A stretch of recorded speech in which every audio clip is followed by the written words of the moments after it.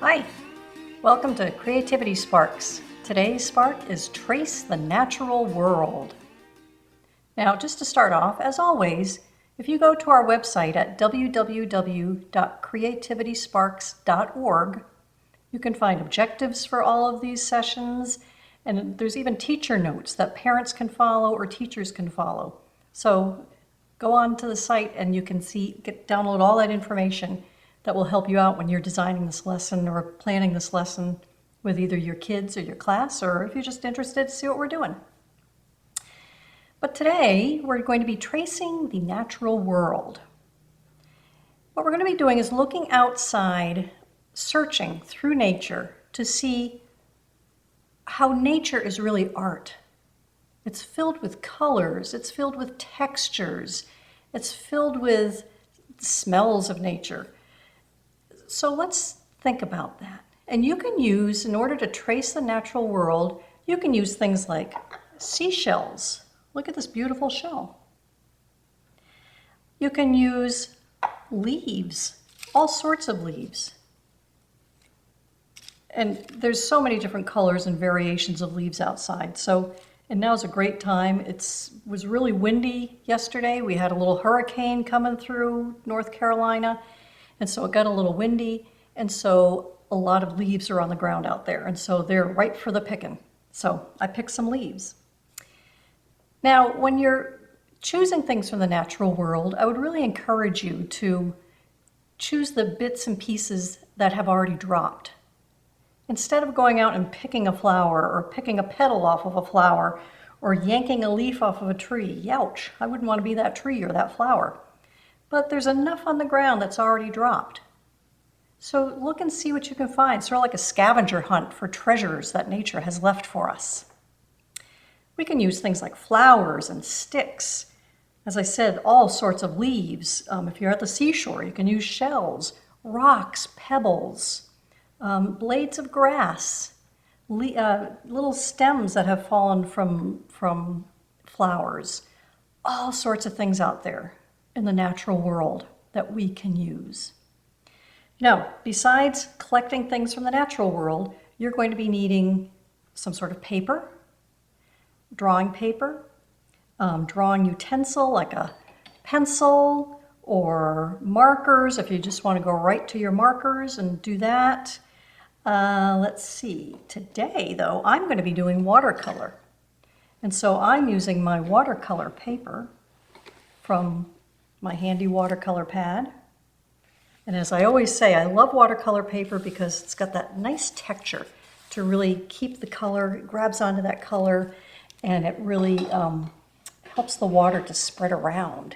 And so I use watercolor paper if I'm doing watercolor, but you can use watercolor paints on really any kind of paper. It doesn't matter. So if you have some watercolor paint, that's what we're going to be doing today, but you can use anything else. You can use your colored pencils, you can use markers, as I said, all sorts of different colored markers that can be used. You can just sketch things in pencil. Nothing wrong with that. The gray and white look always looks nice. So what I'm going to do is I'm going to start with some leaves that I've collected. And so these leaves, I've got really an array of leaves. Look at these beautiful leaves. Now they've gotten a little bit crunchy, but you know, you can only do them in a day or two after you've grabbed them from the ground because they're already dried up on the ground a little bit, so you've got to be careful of that. I'm going to choose these 3. So let's see what I'm going to do. I'm going to put this one right on the middle of my watercolor paper, and I'm going to use a pencil, and I'm going to really quickly outline around it. I'm not going to take a long time to do this. I'm just going to do it really quickly, sort of sketch around it. So I'm just going to do this outline right around this leaf. It's okay with all the imperfections. That's what's really interesting in nature, is all the little chew marks from insects and the places that things have crumbled off a little bit. But you know, when you're doing this, and if you're not talking when you're doing it like I'm doing right now, you can really focus on this piece of nature. And that helps you to really appreciate the art that goes into making this leaf. So let's see, I am almost done with, this looks like some sort of an oak tree leaf. And I'm going to get that little stem in there too, because that's what's holding these 2 leaves together here. And voila, in pencil. Now, I want to make this more of a little composition. You can decide whatever you want to do with yours when you have your leaves. I'm going to put this leaf, look at how fascinating that leaf is. Look at all those colors in there. Woo, beautiful. I'm going to put this leaf like right here. So I'm going to do this, and I'm going to do an overlap. But when I do my overlap, I'm going to need to decide which leaf is going to come to the foreground. And I'll decide that in just a minute. I can already hear this leaf cracking a bit underneath my fingers, but that's okay. It'll get used for this. And then, you know, I'll probably throw it in my compost pile when I'm done. So now I've got this.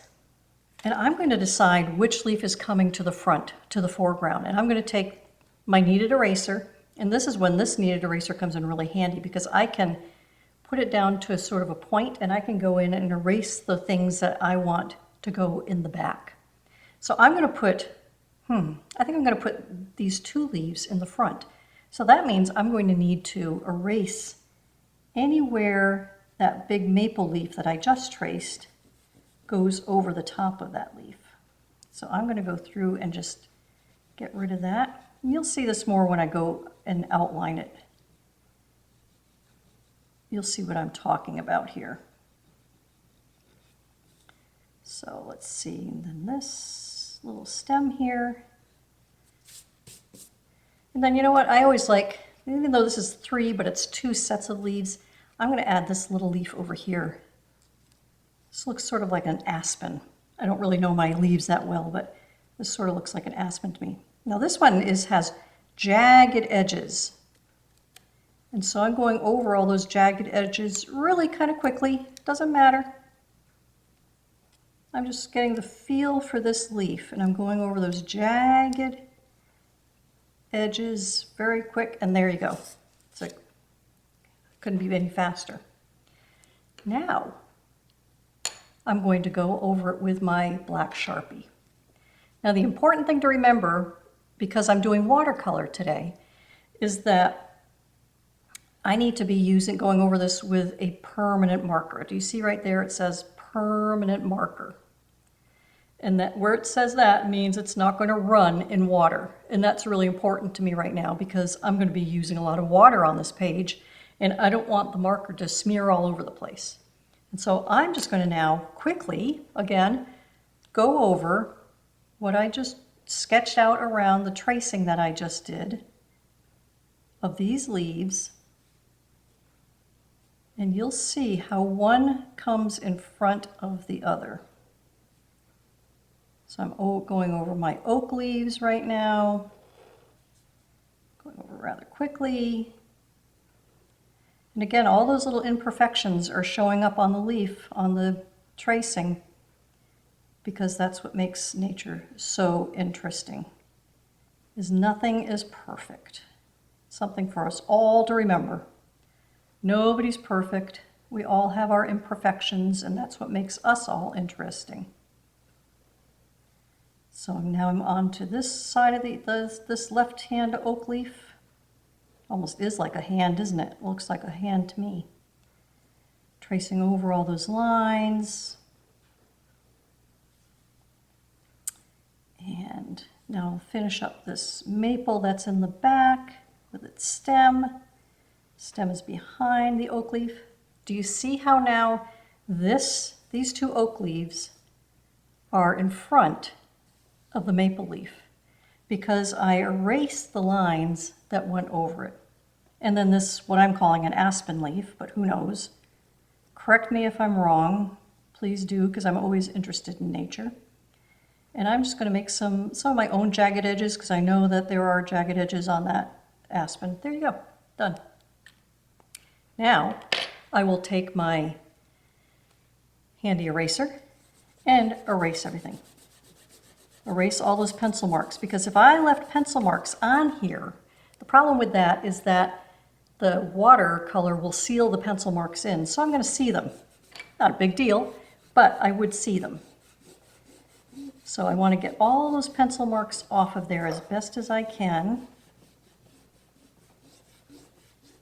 And now I have an outline that I can paint. So I can now use I'm using my watercolor set here.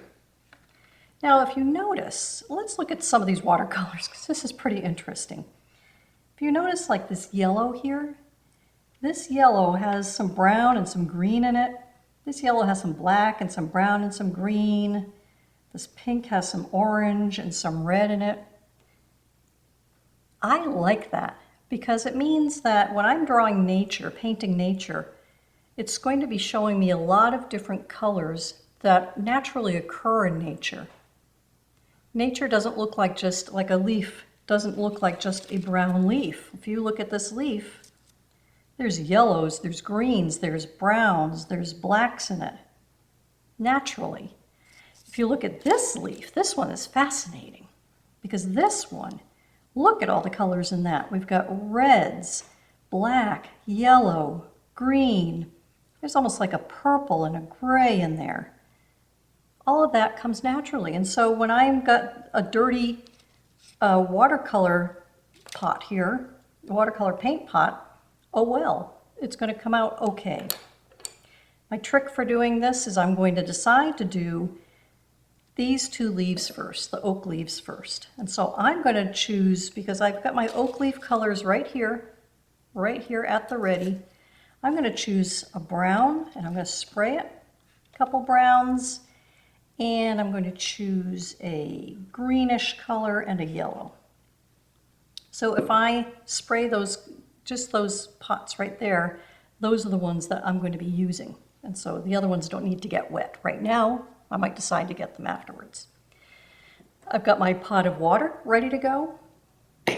And I've got a clean pot of water that this pot will be the water that I rinse my brush off, and I can paint water onto the picture. I've also got my handy paper towel here, because as I always say, I inevitably will put too much water on my brush or too much paint on my brush and have to dab it off, but that's okay. So I'm going to first put water down. So here goes the water. I'm just going to go through, and you can't even see what I'm doing because it's water, it's clear water, but I am putting water all over this one leaf.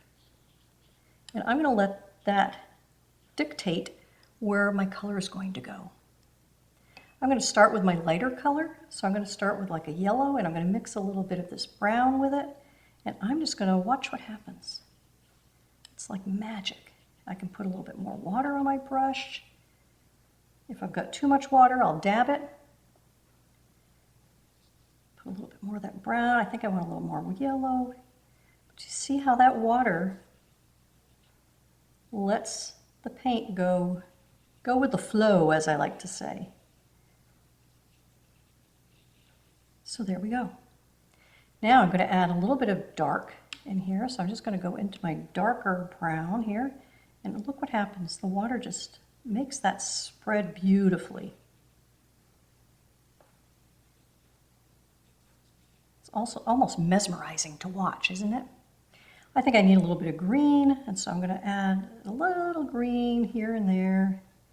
Happy green, as Bob Ross would say, happy little tree leaf. A little bit more green. And I'm going to add just a little touch more brown. Ooh, too much brown, so I'm going to dab it off a little bit with this and just sort of move it around a little bit. There we go. Now, I'm going to do the other side. Oops. Use my clean pot for that. It's okay that I put a little bit of color in there because it's all going to be the same color going through anyways. So I'm going to start again with this yellow and a little bit of that sort of an ochre brown. Maybe a little bit brighter down here, a little brighter up here.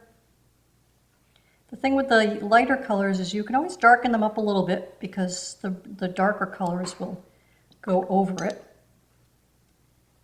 Put more of this brown in here, sprinkle some of that in. You notice I'm not being too picky about it. I'm just going kind of willy-nilly and letting the water tell me where it wants to go. And then I think I need a little bit of green. So I'll add a little bit of this green here. You'll also notice I didn't go quite up to the edge. It's your choice. You could fill in this whole thing if you wanted to with watercolor. I choose to either not always go up to the edge because I like some white space in my watercolors, or I could choose to go over the line even. How crazy would that be if I went over the line? I'm sure that's going to happen.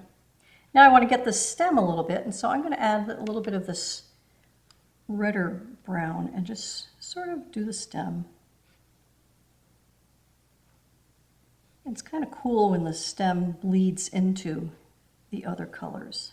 I might even, oops, I'm going to get my black or darker color here. I think it's some sort of a green. I'm going to add a little bit of that in there. It's a really dark, sort of a grayish green that I'm adding in. Now, I'm just going to move on to this green leaf. And then I'll show you what I did because I have one all prepared.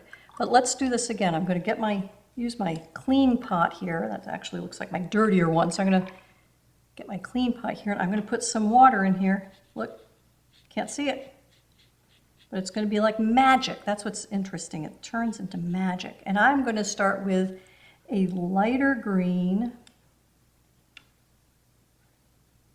And you know what I often do is I have a piece of paper on hand like this. It's the same paper that I'll try out colors on. So if I try out this color and I decide, oh, I like that color, then I know I'm okay. So I'm going to try out that color and I put it on here. Get it a little bit wetter because I was talking too much. And then I think I want a little bit darker green down here. Ooh, ooh, look at that. Ooh, isn't that snazzy? It's a little bit too dark though, I think. So I'm going to wet one of these greens up here and add a little bit more colorful green, a little brighter green. It's okay though that that's in there, that darker green, because look what happened here on the real leaf. There's some dark brown and green right there on the real leaf. And so that will naturally occur anyways. I'm going to go into my darker green for the stem. And voila. Okay, let me show you how this ended up. So I prepared one of these ahead of time. And so it ended up looking like this.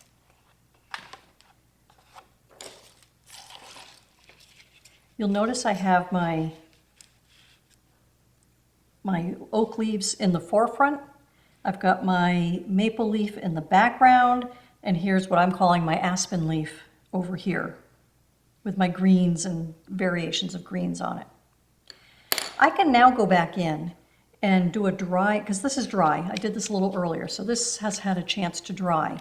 Whereas this one is still wet. So if I start going back into this one right now, it's all gonna bleed in there. But I can go back in now and I can do some stems. I can get a little bit of a smaller brush here and maybe do this darker green and do a little bit of the stems, not the stems, the veins that we see in the green, in the leaf. So here's this to guide me and just sort of give an idea of where the stems are. Nothing fancy, nothing too detailed, just to sort of set the stage of where those stems would fall in this. Okay? Same with this oak leaf. This oak leaf has wider veins in it, though if you looked at it up close in the microscope, you would see a lot of little tiny veins. But I'm just concerned right now with those wider veins. And so I'm going to do the same thing. I'm going to go through and pull from the stem and just sort of go up, kind of, you know, loose. I'm not doing the whole thing because I can't really see the whole thing when I'm looking at the leaf. I can't see the whole vein. And so this gives you the idea, it gives you the indication of where that vein will be. And then I see that there are some veins that come up through here.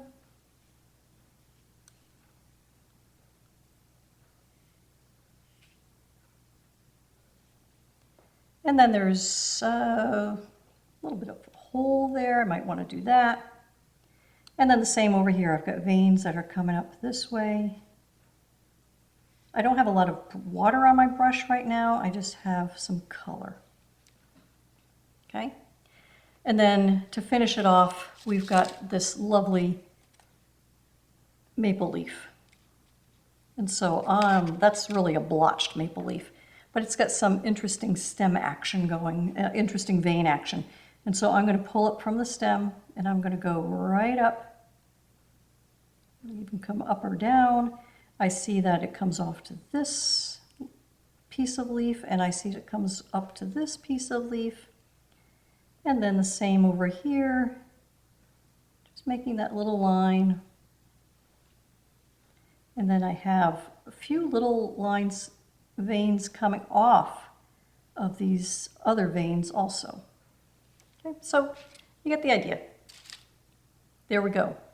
Now, one of the things I love to do when I'm working with nature is I love to wet my brush. And if you followed this program before, you've seen me do this before. I like to wet my brush and pick out the colors that are in here and sort of spray them on. It's kind of fun. I always call it my signature spraying, but as I've always said, you can do it too, because I'm showing you how to. So I'm going to go into this reddish brown, and I'm going to watch what happens. I'm going to try and get it on the leaves, but it's okay that it sprays off the edges because it makes the painting so much more interesting. So there's some of that red. I'm going to try some of this darker green that I was using. Look at that. Look how that just sort of almost makes it look like it's sitting on a pile of leaves. And then to brighten it up a little bit, I'm going to try some of this yellow. So I'll get a bunch of yellow on there, and that sort of adds a little brighter color to the whole scene. And there you go. So that's my tracing of the natural world. Now, of course, I want to sign it. I'm going to sign my name to it. I always like to sign either right down here on the bottom or I like to sign up here where it's sort of more incognito and doesn't take away from the picture. So I'm just going to sign my name, Barbara Hengstenberg. There you go. Now it's a work of art. Don't forget to sign your works of art too. So we've got this as a work of art ready to go using nature. I don't need to be a great illustrator to draw these leaves out. I traced them. I used them from nature. Now, I could also use, as I think I mentioned, I could also use shells. I could go through the same thing using shells, and I could make a nice composition on my page, Or I could decide I want to do just the big shell and have shell, shell, shell, shell. Or I want to have medium shells. Or I want to put them all in order like that. But when you're working with shells, let's look at this again. We've got beautiful ribbing on here. We've got beautiful colors. I see reds and blues and greens and blacks. And look at the color on this one. This one has beautiful reds and purples in it. We could capture all those colors in a watercolor painting. Or you could use marker or colored pencil, whatever you want to use. Something colorful to pull all these colors from nature into your piece of art. So why do we do this? Well, because working with nature and working closely with it like this, it helps us to really appreciate the natural world, and it helps us as artists to see better. Because we are looking closely at the shell. We are looking closely at this leaf. We're looking at all the different colors that are in this leaf that you might not notice because you might just be walking over it. But it also helps us as writers because, you know, writers embellish with description. And so if you're painting this leaf, like I just painted, you're going to need to describe it. Or you might describe the colors that are in the seashells when you're at the seashore, or what they feel like, because you're up close and personal to them now. You're able to have that experience to be able to talk about them. So it helps us with writing, helps us to find patterns and textures and colors, so many different things that we can find in nature. Really exciting. Now I did another tracing from nature a while ago, and I want to share that with you. And this is it. This is a some sort of a leaf. I think it might be from like a sycamore tree. But you notice that I traced it and I did it a little bit differently. Instead of what I just did here and tried to make it a little bit more realistic with my watercolor, I used all these wild patterns inside of this, and I made it kind of funky looking. This was a lot of fun to do. And then you notice in the background, I did more natural looking leaves, all in the background. And then I did bark of a tree. So notice back here is bark of a tree. And so I did this a little bit a while ago, and my technique on this, it's done on hard canvas board. And I used watercolor pencils. Now watercolor pencils, I'm not that experienced in it, but this is the set that I have, and this is what it looks like inside. And what you do is you draw it out like you would draw with colored pencils, and then you go over it with water. And you can do techniques that sort of look like this. This is a leaf that I did very quickly. I used the pencil underneath, and then I went over it with water. So you get different textures if you're using watercolor pencils. I would love to see what you design with nature. Trace out nature and design something beautiful. Or trace out nature, design something, and then write about it. Whichever way you do it, send me a copy. I would love to see it. You can send it to me at barbara@creativitysparks.org. Now, I'd like to share with you a piece of art, speaking of watercolor, that a friend of mine sent me a little while ago. This is a painting of my alpacas, Mindy and Miss B. And this was done by my friend, Pamela Thompson. And Pamela is a childhood friend. I've known her since I was a wee little tyke. And we've kept up together for a while now, ever since then, basically. But she sent me this after we rescued our alpacas. She had done this painting. But look at the watercolor in the background. Look at all the different variations of that blue back there. And I love these little swirls that she did too that bring the painting to life. And she really captured Miss B and Mindy. I love this, Pam, and so thank you so much for sharing this with us. And this hangs proudly in my art studio. So I love this. Where are you finding art? Where did you find art? I found art in notepads. Look at these gorgeous notepads. I like to use notepads to send notes to people. Makes sense. And I like to look for pads that have really a beautiful border or some sort of design on it. Look at how these pads are made with these gorgeous borders, and they're just, the whole thing is that same pattern. Now let me tell you a secret.